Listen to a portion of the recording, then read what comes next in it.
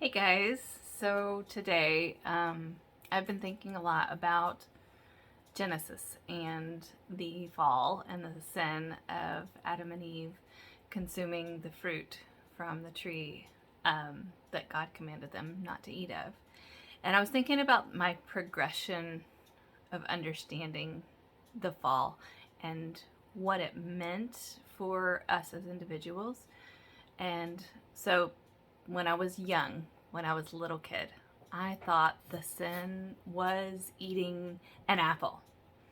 And in my little kid brain, even, I was like, what's so bad about eating an apple? Didn't get it. As I grew older, I started seeing it as just a simple obedience issue. Well, God told them not to, and they ate it, and that's why it was sin. It had nothing to do with it being an actual apple, even though it was just a fruit. Like, it, obviously, I know that the Bible never specified it as an apple.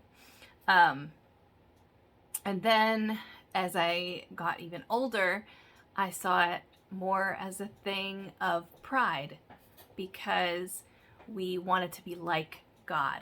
And that's why they ate the fruit. And then now, I would say, my understanding of that story is that the biggest problem was that we didn't believe God.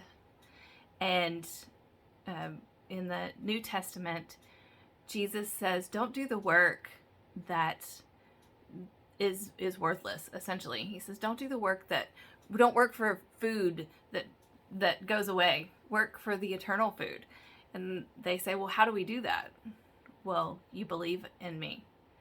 And so they were not believing in who God is when they ate of the fruit. They were allowing the words that the serpent spoke to them make them doubt that God was good, that the things he wanted for them were good, that he was telling the truth, and that they allowed them to make it feel like God was holding something out on them. And so he put in a seed of doubt and a seed of the fear of missing out on something that God was withholding from them because the serpent made them feel like God might not be as good as they thought he was. And that is where I am now. That's where I live now. That, like, if we just understood how good God is and how he really does want good things for us and how the things he tells us not to do are for our own good, then we wouldn't be tempted by the things that the serpent speaks to us. We wouldn't be tempted whenever he says, but is that really what God meant when he said that? Is that exactly how he said it? And maybe he meant something kind of different. And maybe even if he did mean that, maybe he's withholding something from you that would be good for you and you would enjoy. And I was thinking about how the cure for that is knowing him, but also that verse, perfect love casts out fear. His perfect love, if we are rooted in God's perfect love, which in order to be rooted in his perfect love, we have to understand who he is. We have to be studying to know who he is and what he says and his will for us and his heart for us all throughout the scriptures. And I think about Hosea and how God had Hosea marry a prostitute who kept just going out and being unfaithful and returning to her life of prostitution. And Hosea kept paying the price, the actual cost in dollars to buy his wife back because he loved her so much.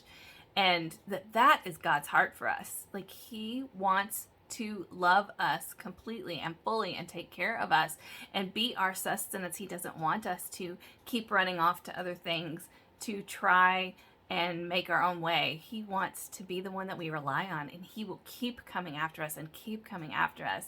And if we can understand that perfect love, then that fear that the serpent put in Eve's heart, that she was missing out on something, that God was holding back from her, it just dissipates. That fear of missing out does not exist when we believe in that perfect love of Christ that he has for us. So when we begin to want to chase things that we know are outside of God's will, or even that maybe are good things, but we're chasing them because we want them to satisfy us, we can remind ourselves of God's great love, his perfect love, and that just takes all that fear of missing anything out away.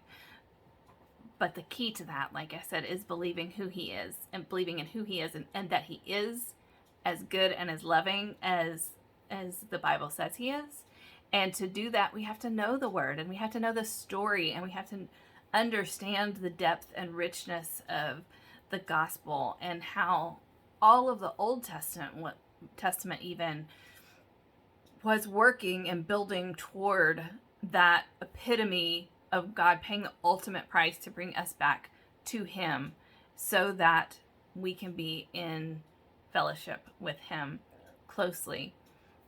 So that is my thought for today. Learn who God is, and learn who he is, so that you can receive his perfect love, and it will cast out the fear, and you won't have to go running to other things over and over and over to try and satisfy that deep need in your soul that only Christ can satisfy.